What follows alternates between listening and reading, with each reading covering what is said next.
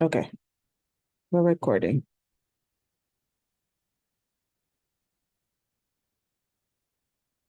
All right, Miss Mahoney. So with your lesson, so you did two lessons in one. You did the phonics and then the reading, right? Yes. All right. So how do you think your phonics lesson went? Um, it's more a revision because we're preparing for test. So overall, I think it went well. The children were a little more comfortable with the camera being in the room, and I was a little more comfortable also. So I think it went well. Yeah, I agree. I feel like you guys were a little bit more comfortable this time around. Like even the students were participating more. You didn't Mhm. have to like get anything out of them. They just naturally wanted to participate. So Yes. that went really, really well.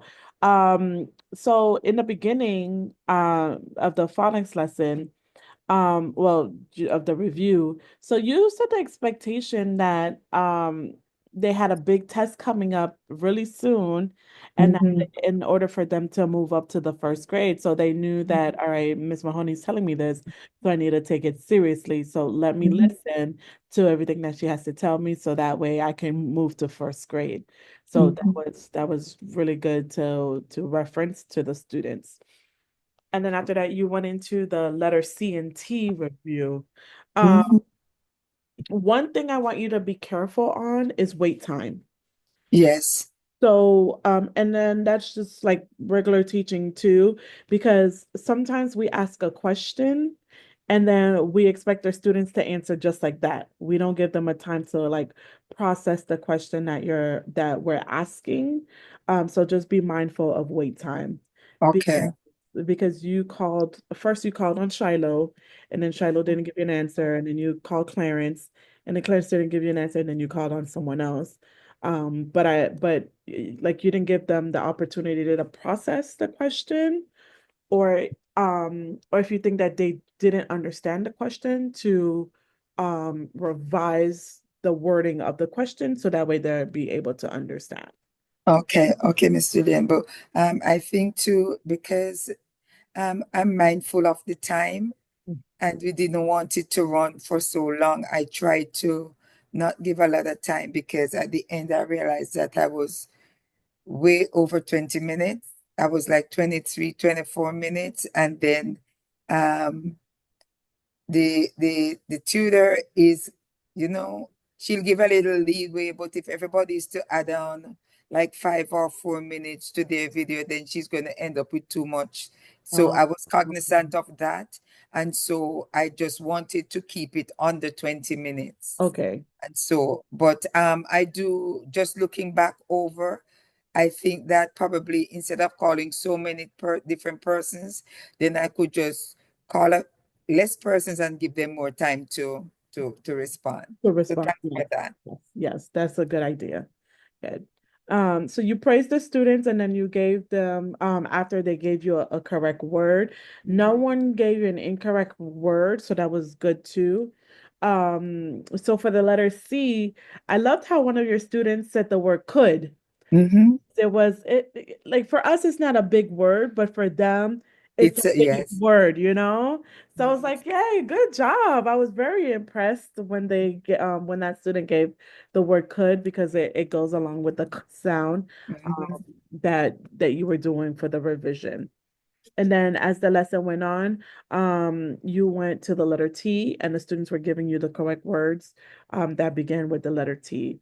Um, so the review phonics lesson went really, really well. I loved it.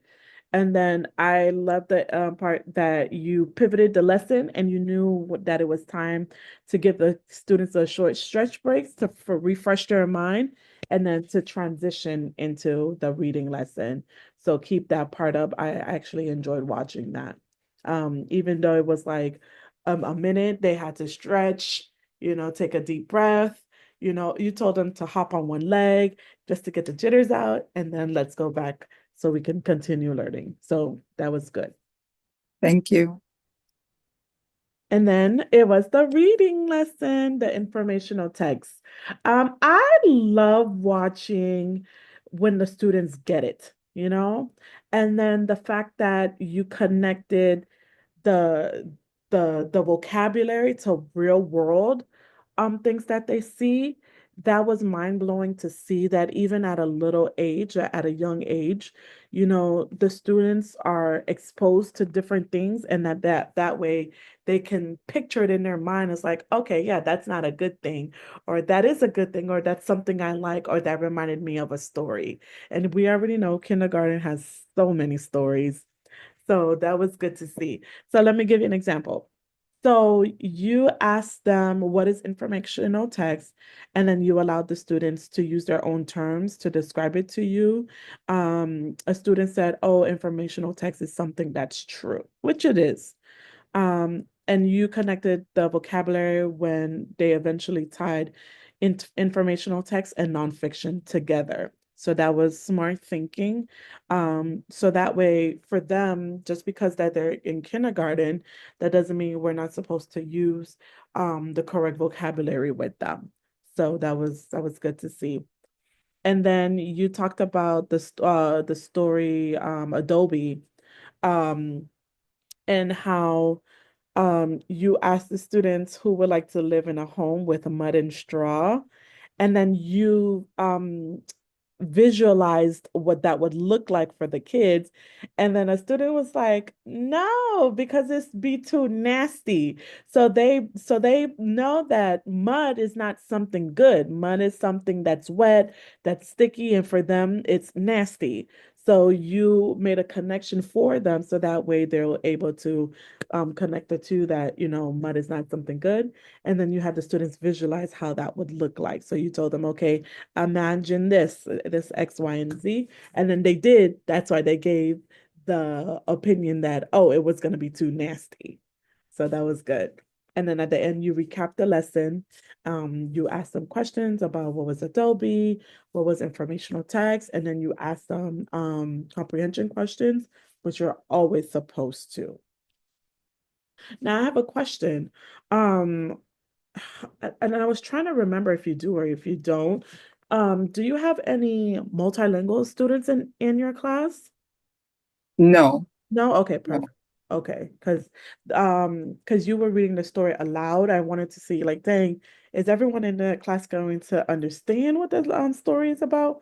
But you just answered the question for me. Yes. But overall, Thank you. and then you're more comfortable. It's going easy for you. Thank you so much, Miss Julian. I really appreciate it. Welcome. All right. Bye-bye. Bye.